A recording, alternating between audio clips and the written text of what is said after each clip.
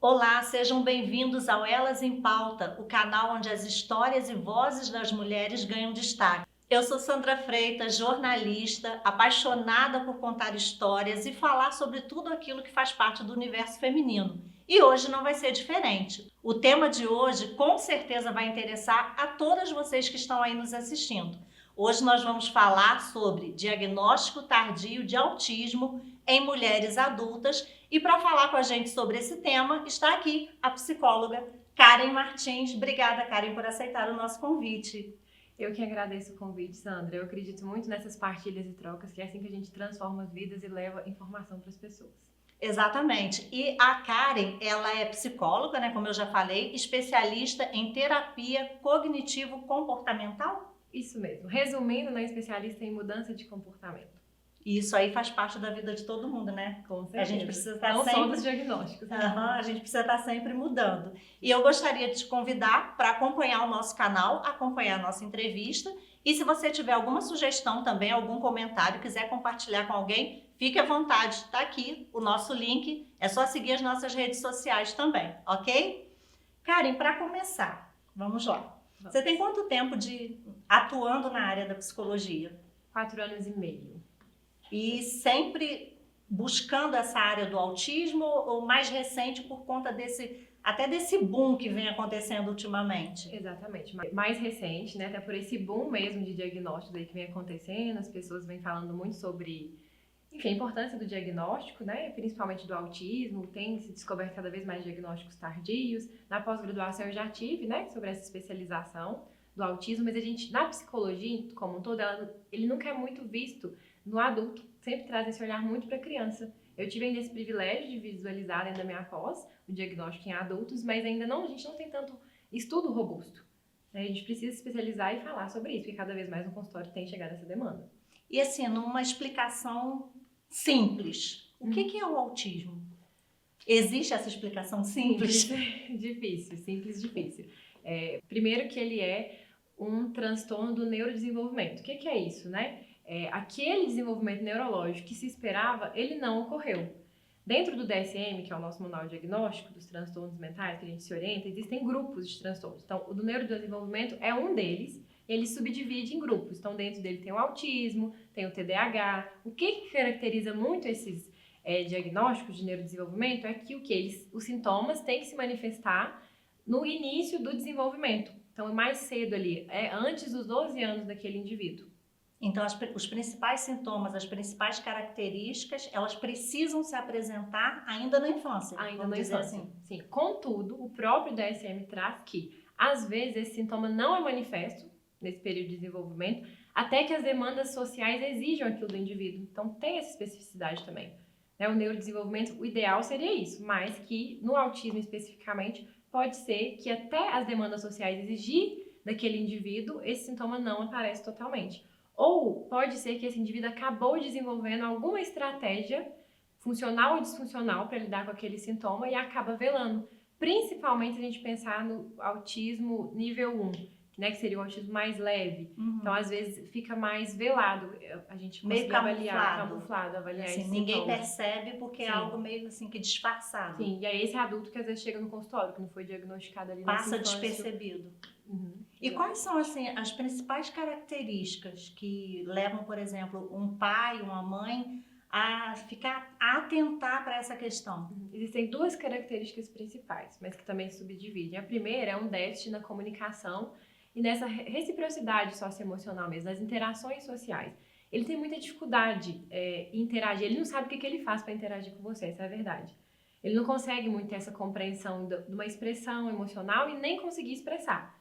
Então, por exemplo, às vezes eu faço uma cara de brava, né? Você me fala alguma coisa e aí ele vai continuar falando, ele não entende essa cara de brava. Principalmente mensagens subliminares, né? Emoções mais complexas. Para ele é muito desafiador entender isso. Por isso que eles, às vezes, se associam muito... Tem uma identificação com animais, a criança ali, autista, porque o animal, ele se expressa menos, né? É mais prático para ele compreender. O adulto, o ser humano já é muito mais complexo. O nosso mundo, para ele, é muito cheio de detalhes. E a cabeça dele é mais lógica, assim.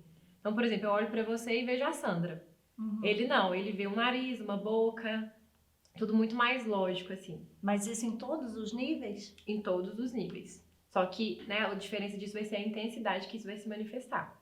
Então, por exemplo, no nível, né, grave, realmente tem um comprometimento maior, ele quase não consegue. Até aquela criança que tem ausência de fala ali mesmo, não interage nada, né? Muito desafio. No nível leve, por exemplo, é aquele que consegue, mas tem uma dificuldade. Vamos pensar no adulto, já que a gente quer falar disso?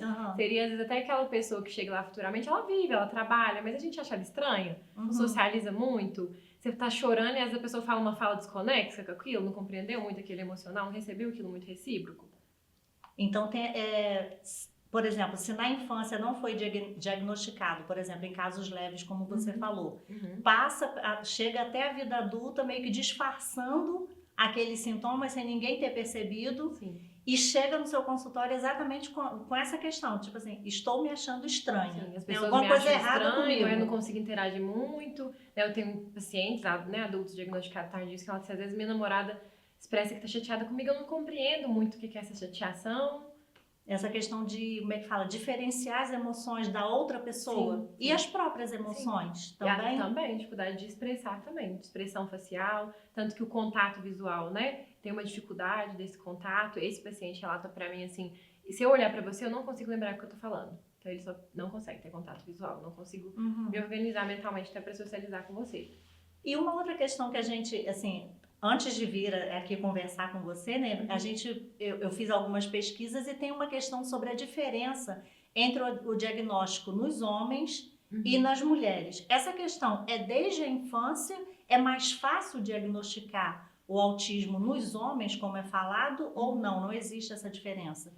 Existe, mas antes vamos só reforçar algumas coisas nesse padrão que a gente falou, só para ficar bem marcadas as características. Então é tanto esse déficit, né, nessa reciprocidade socioemocional, nas interações sociais, na comunicação, quanto padrões repetitivos também restritivos. São pessoas muito inflexíveis. Ele gosta muito de rotina. Sair da rotina dele gera muito sofrimento. Então se a pessoa alimenta no X horário, ela vai gostar de alimentar nesse X horário. Às vezes ele vai ter alguma fixação por um objeto específico. A criança, por exemplo, uma panela. Ele tem um apego naquela panela. Um adulto pode ser uma planilha, que ele passa horas com hiperfoco naquela planilha. Então isso acho que é importante a gente pontuar e ficar bem marcado também, essa inflexibilidade, tanto de mudança, ou uma sensibilidade também, ou uma ausência dela em questões de estímulos sensoriais. Então, ou tem muita sensibilidade ao toque, né? Igual esses pacientes que eu relatei, a maioria tem mais sensibilidade, não gosta que toca, às vezes tem que pedir. Você quer, posso te abraçar. Que abraça, né? não gosta que beija. Isso. Tem muita sensibilidade ao som, né? Som alto. Tem muitas crianças no aniversário que cantam parabéns, elas gritam, detestam. Mas tem aquele também que tem ausência. Pode ter o barulho que for, nada tá incomodando ele. Isso só pra gente marcar essas características. Mas voltando à sua pergunta sobre a diferenciação, né? Isso. Do diagnóstico entre homens e mulheres. No DSM não traz que manifesta diferente no homem e na mulher. Porém, a prevalência lá é de a cada 3 homens, uma mulher vai ter o diagnóstico.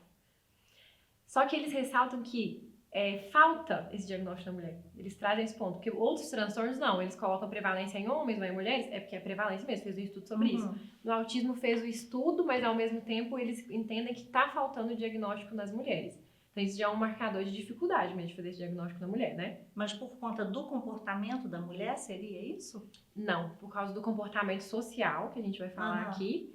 Mas então não conseguiu identificar. Então, antes não entendiam muito isso, agora que estão se atentando para isso. E essa prevalência foi ficando maior em homens, o diagnóstico foi ficando maior.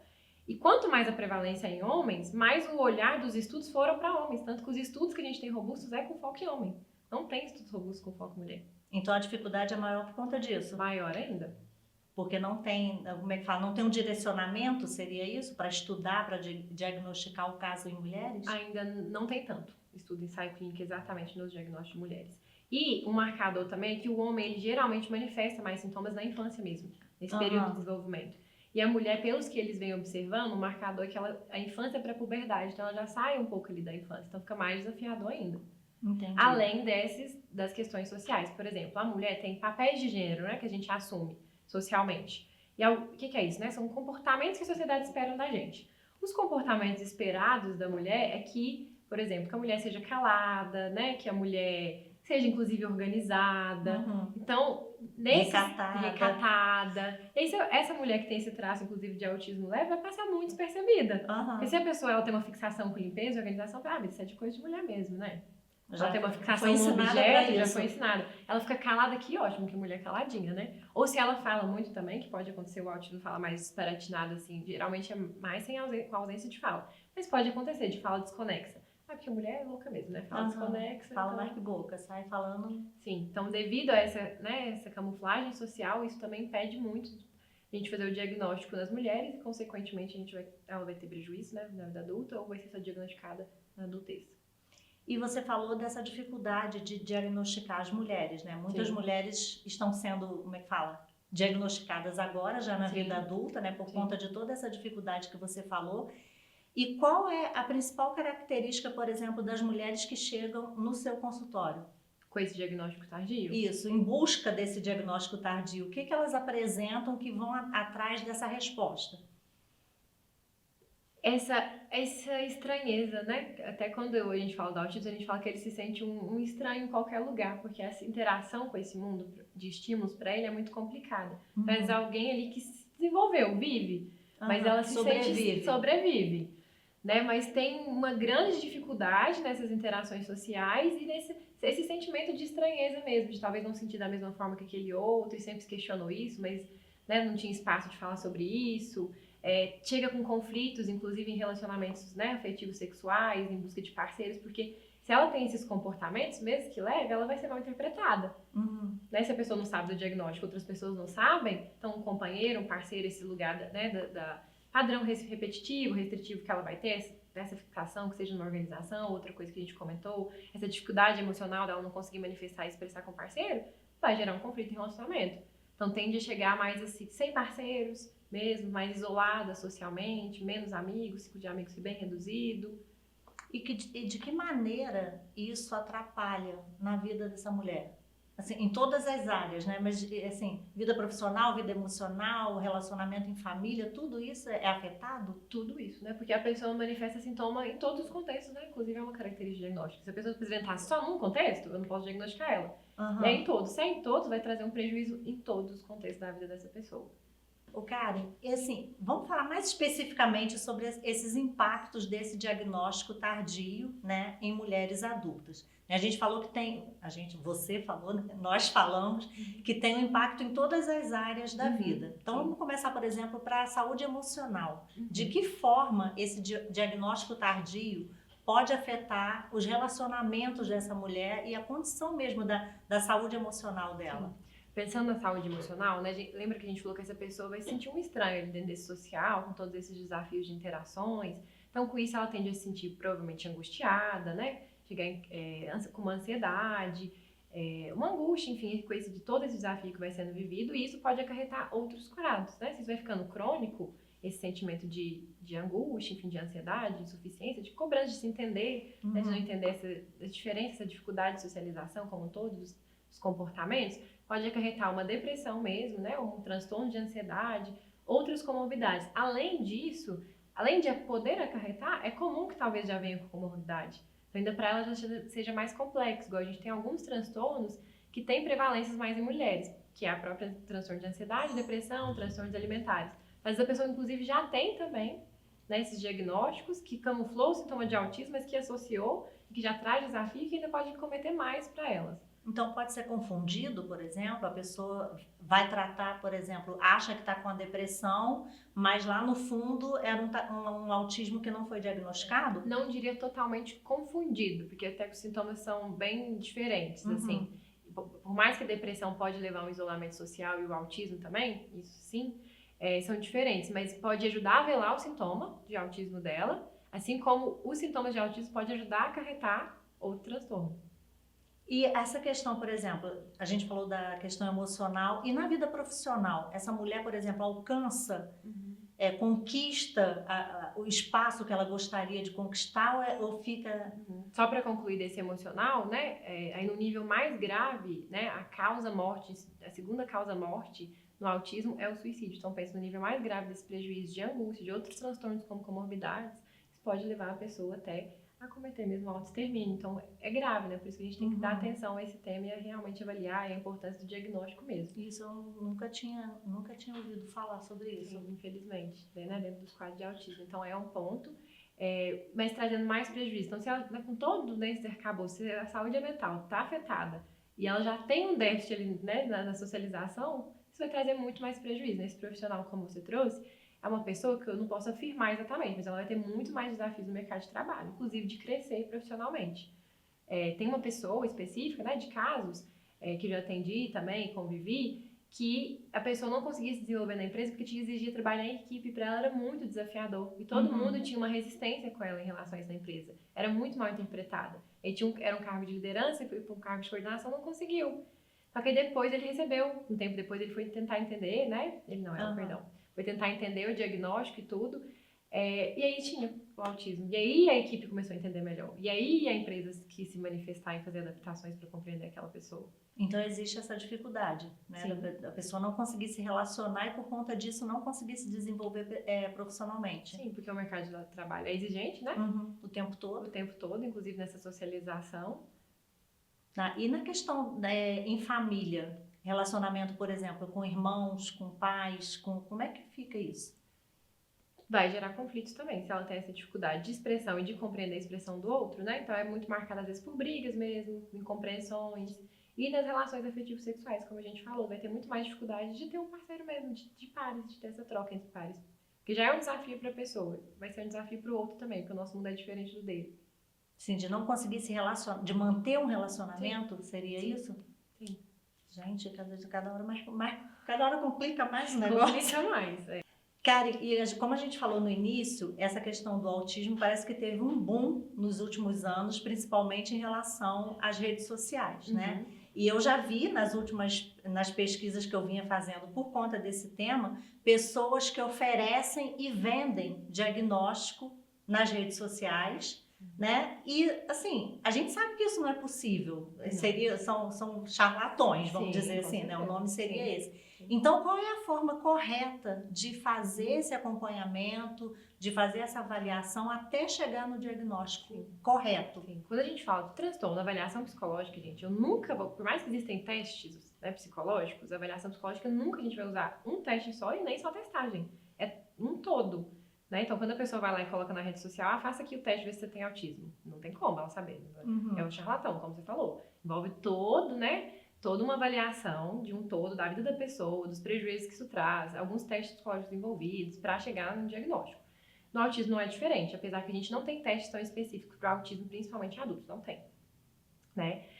Mas a gente tem as avaliações que devem ser feitas. O DSM, que é um marcador que a gente deve seguir, né, algumas escalas, alguns rastreios desses prejuízos na vida desse indivíduo, né, para compreender esse todo. Só que não é tão simples e muitas das vezes a gente precisa de uma equipe multiprofissional para fechar o diagnóstico.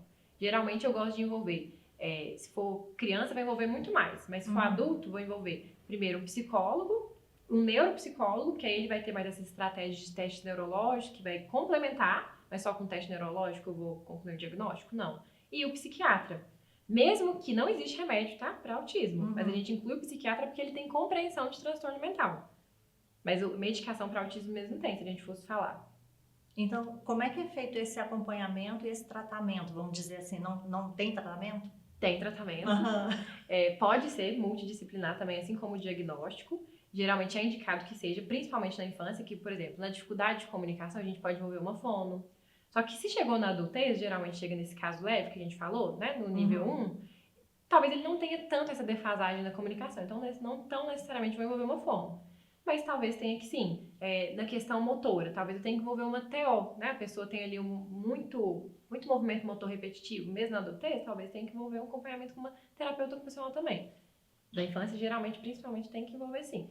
Mas não necessariamente. Na adulto, o que eu vejo mais desse acompanhamento? Para avaliação, eu vou envolver esses 3, né? Só que o neuropsicólogo, ele sai depois da avaliação, não tem muito o que fazer com ele mais.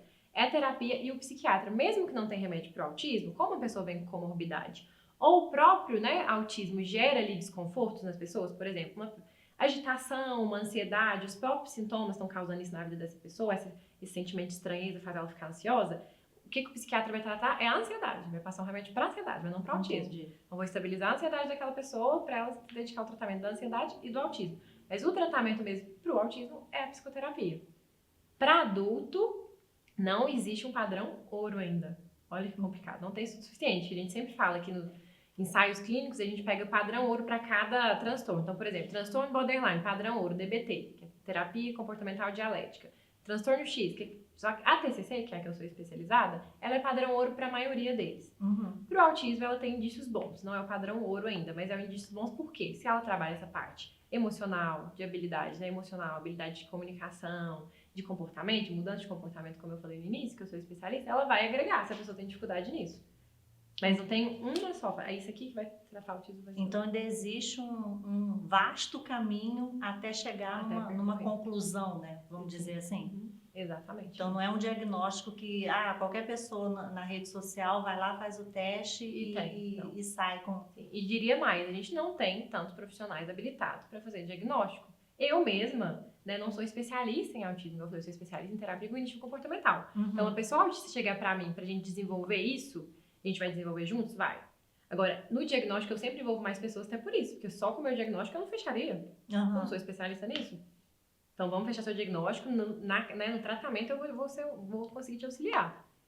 Mas no diagnóstico eu preciso de outras pessoas. Aí tem todo mundo aí também se titulando especialista, né? Até alguns psicólogos. E assim, cuidado, gente, porque a prevalência também do transtorno é em 1% da população. Por mais que 1% da população seja muita gente, né? É só 1%. E quando a gente fala também de transtorno, a gente não sabe o que vem primeiro, se é o ovo ou a galinha. Se é assim, se já existia muito transtorno e não tinha diagnóstico, não tinha informação, ou se realmente está aumentando os diagnósticos.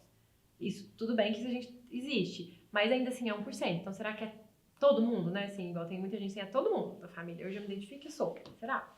Tá meio banalizado? Sim.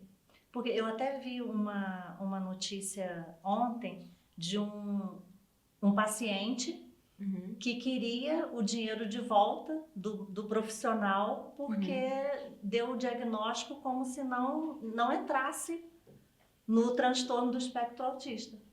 E a pessoa se revoltou e pediu o dinheiro de volta das consultas e dos testes porque o médico falou para ele que não tinha. Sim. Então tá meio que banalizado mesmo essa questão. Virou moda, vamos dizer assim. Banalizou. Acho que hoje tem muita informação, né, gente? Mas que é bom, eu acho positivo, mas que tem hora de desinformação. O que a gente tá fazendo aqui é levar uma informação de qualidade. Nem sempre chega assim para as pessoas, né? A gente tá sendo bombardeado o tempo todo ali. E às vezes eu venho de uma característica, se a gente pegar o DSM, gente, o manual, todos nós vamos identificar com todos os transtornos.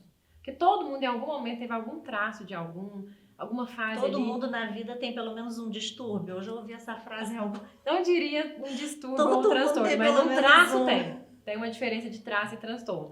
O que é o traço? Eu tenho traço, mas não fecho o diagnóstico. Pode ser que traz prejuízo na minha vida? Pode, mas vai ser mais leve. Às vezes eu preciso de tratamento, às vezes não. Só tenho traço. E aí tem que fazer essa diferenciação também. Se eu pegar, todo mundo vai ter. O que é um marcador quando a gente fala de fechar um diagnóstico? Para todos. Tem que ter frequência, intensidade de sintoma e prejuízo na vida. Principalmente prejuízo. Então, por exemplo, uma mulher que está assistindo a gente, né? Está meio desconfiada que pode estar encaixada aí nesse diagnóstico. Qual a maneira adequada de buscar a ajuda certa, a informação certa, né? Qual o primeiro passo? Buscar profissionais qualificados que vão conseguir avaliar o diagnóstico dela. Um psicólogo, TCC, que eu indicaria, e um neuropsicólogo, para fazer os testes e tudo. Primeiro passo. Não deu, né? Deu traços, aí que ela vai se compreender, vamos entender e fazer esse plano de tratamento em conjunto. Para entender se também traz prejuízo na vida dela ou não. O que eu vejo muito também é que as pessoas também estão querendo muito um diagnóstico hoje. Para explicar. Porque todo mundo, hoje em dia, na contemporânea, todo mundo sente alguma coisa.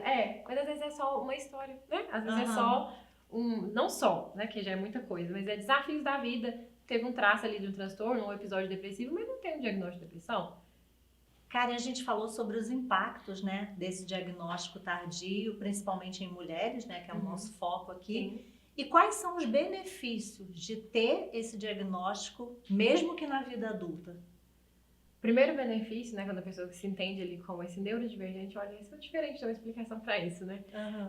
Autocompreensão e autoaceitação mesmo, né? E eu sempre falo que tudo na vida a gente precisa de compreensão e aceitação. Quando eu compreendo uma coisa e aceito, aí que eu consigo me desenvolver e mudar, né? Que ela fala, opa, então é isso.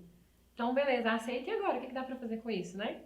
Então, agora dá pra melhorar, dá pra mudar, dá pra buscar os profissionais habilitados pra isso, pra me desenvolver, se isso me trazia um prejuízo de relacionamento, por exemplo. Então, traz essa autoaceitação e compreensão, traz essa maior flexibilidade nas relações, tanto da parte dela, que ela vai se movimentar para isso, para esse tratamento, quanto compreensão dos outros, né?